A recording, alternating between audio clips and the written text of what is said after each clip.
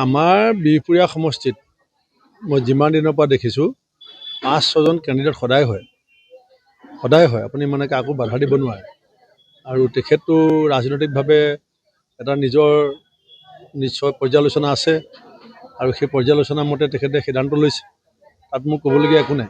আপোনাৰ লগত প্ৰত্যাহ্বান হ'ব নেকি তেওঁ? মোৰ কাৰণে যি আশীৰ্বাদ হ'ব সেয়া ৰাইজ, মোৰ কাৰণে যদি কিবা প্ৰত্যাহ্বান হয় সেয়াও ৰাইজ। গতিকে বিহপুৰীয়া বিধানসভা সমষ্টিৰ ৰাইজ হৈছে বিহপুৰীয়াৰ যিকোনো এজন বিধায়কৰ ভাগ্য বিধাতা। গতিকে মোৰ কপালত কি লিখিবলগীয়া আছে সেয়া বিহপুৰীয়া ৰাইজে লিখিব। কৰিবলৈ চিন্তাত পৰিলোঁ কাৰণ তেখেতে ইয়াত নাছিলে, যেতিয়া কালি আহিছিলে আহোঁতে তেখেতে মুখ্যমন্ত্ৰীক ৰাজপথতে সংবাদ মাধ্যমৰ সন্মুখত কঠোৰ ভাষাৰে সমালোচনা কৰিছে। এতিয়া যিজন মুখ্যমন্ত্ৰীয়ে মোক দলটোলৈ আনিছে, বিজেপিত মোৰ এমাহো হোৱা নাই, সেই মুখ্যমন্ত্ৰীজনক যিজনে বিজেপি দলৰ কৰ্মকৰ্তা হৈ থাকোঁতে ইমান কঠোৰ ভাষাৰে সমালোচনা হৈছে, তেওঁৰ গুৰিত মই যাবলৈ অলপ চিন্তাত পৰিলোঁ। আৰু দেৱানন্দ ককাইদেৱেও মোক কৈছে যে ঘপককৈ নাযাবা, মই গৈছিলোঁ মোৰ এনেকুৱা অপদস্থ হ'লোঁ। আমাৰ গজেন শইকীয়া ছাৰেও কৈছে যে ঘপককৈ নাযাবা, মোৰ এনেকুৱা এটা অভিজ্ঞতা আছে।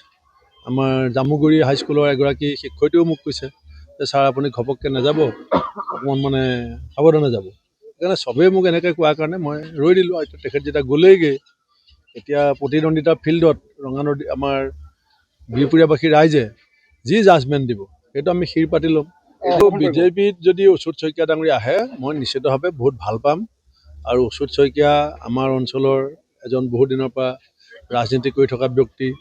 তেখেতেও যোৱাবাৰ MLA খেলিছিলে, MLA খেলোঁতো ময়ো খেলিছিলোঁ, মোৰ লগতে খেলিছিলে। আমাৰ সম্বন্ধটো একেই আছে।